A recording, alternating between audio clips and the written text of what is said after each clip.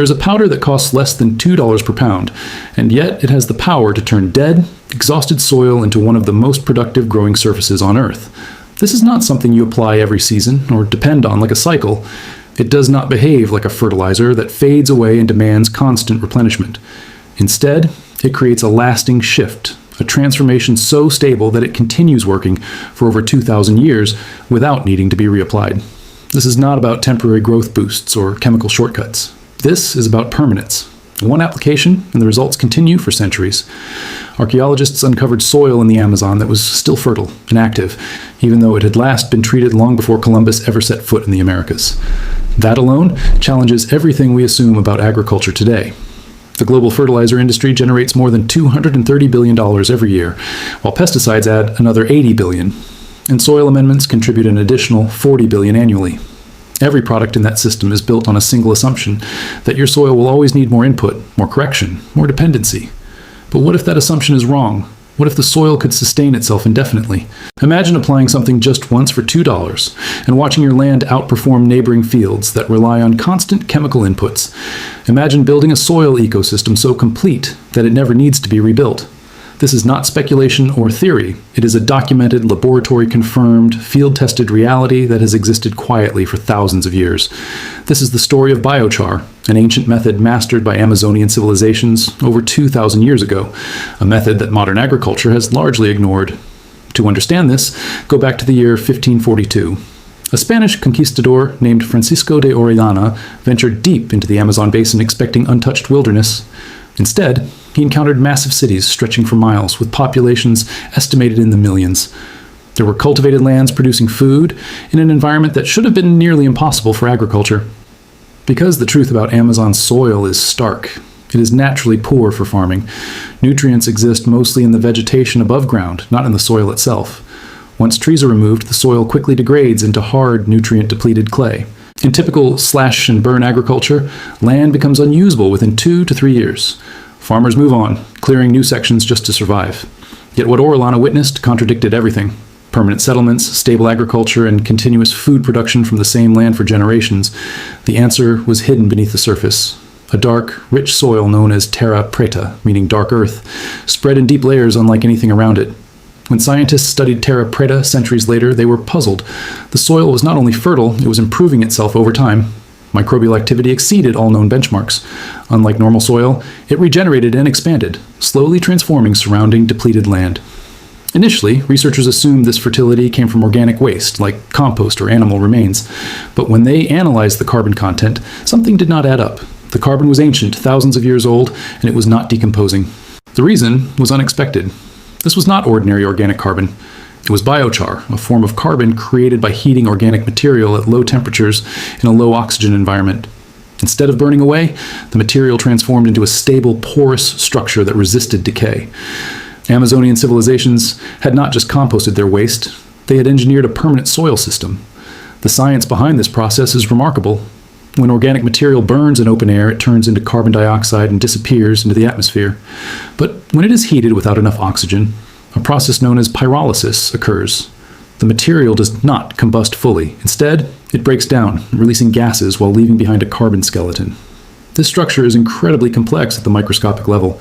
1 gram of high-quality biochar can have a surface area between 200 and 400 square meters. That is the equivalent of several tennis courts compressed into a tiny fragment. This immense surface area becomes a habitat for soil microorganisms. Bacteria, fungi, and other microscopic life forms thrive in these protected spaces. Instead of being washed away by rain or destroyed by sunlight, they settle into the pores and multiply. Biochar does not act as food for the soil, it acts as housing. This distinction changes everything. Fertilizers feed plants temporarily, creating spikes and crashes in nutrients. Biochar builds a stable ecosystem where microorganisms continuously support plant growth. Fungi extract nutrients from minerals. Bacteria fix nitrogen from the air, and entire microbial communities develop in a self-sustaining cycle. This is why Terra Preta continues to expand. The ecosystem it creates slowly spreads into nearby soil, improving it year after year. Beyond biology, biochar also improves nutrient retention. Its structure holds essential elements that would otherwise be lost through rain. Studies have shown it can reduce nitrogen leaching by up to 50% in sandy soils. It also helps balance soil pH. making conditions more favorable for plant growth. The longevity of biochar is extraordinary.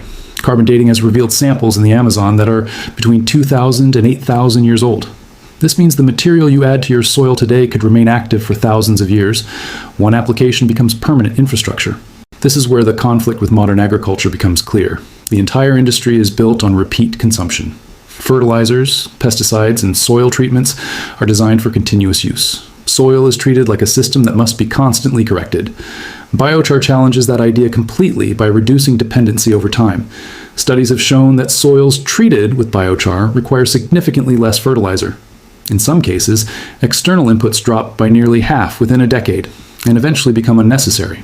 From a business perspective, a product that eliminates repeat purchases is not attractive.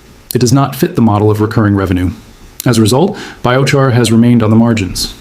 Research funding is limited, and it is rarely featured in mainstream agricultural education.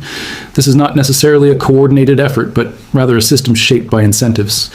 Industries promote what sustains their growth, and permanence does not align with that goal. Despite this, knowledge of biochar has survived.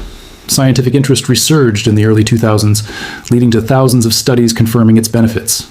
Research across different climates and soil types consistently shows improved yields, often ranging from 15 to 25%, and even higher in degraded soils. At the same time, independent growers and small-scale farmers have been experimenting with it for years. Many report improved soil structure, reduced need for irrigation, and healthier crops. The method is simple enough that anyone can try it. Creating biochar does not require advanced technology. Organic materials like wood, plant waste, or nutshells are heated in a controlled environment with limited oxygen. The goal is not to burn them completely, but to transform them. Once the material becomes charred, the process is stopped by cooling it quickly. However, raw biochar must be prepared before use. If applied directly, it can temporarily absorb nutrients from the soil. To prevent this, it is mixed with compost or other nutrient-rich materials and allowed to sit. This process fills the pores with beneficial microbes and nutrients, making it ready to support plant life immediately. Once applied, biochar becomes part of the soil structure. It does not break down or disappear. Instead, it remains as a foundation for microbial life. Over time, the soil becomes more resilient, more fertile, and less dependent on external inputs. The application is straightforward. A one-time addition to soil can create long-term benefits that continue indefinitely. For gardeners and farmers, this means shifting from a cycle of constant maintenance to one of stability and growth. The civilizations that developed this method did not leave behind written records explaining their process. Their cities eventually disappeared, reclaimed by the forest, but the soil they created remained. It continued to function, to support life, and to improve itself long after they were gone. This represents a different way of thinking about agriculture, not as a short-term activity, but as a long-term investment. What is added to the soil today can influence it for thousands of years. It is a perspective that values permanence over immediate returns. Modern systems often focus on quick results and continuous production, but soil does not need constant intervention. It needs stability, structure, and the right conditions for life to thrive. Biochar provides that foundation in a way few other methods can. For a cost as low as $2 and a small amount of time, it is possible to create something that lasts beyond a lifetime. A single application can continue working for generations, supporting plants, improving soil, and storing carbon. The knowledge of biochar was not completely lost. It remained hidden in the soil itself, waiting to be rediscovered. Today, as more people learn about it, the potential becomes clear, not just as a tool for agriculture, but as a reminder of what is possible when systems are built to last. The dark earth of the Amazon still exists, still fertile, still expanding. It carries the legacy of a civilization that understood how to work with nature instead of against it. And now, that understanding is returning, offering a different path forward, one that is simple, effective, and enduring.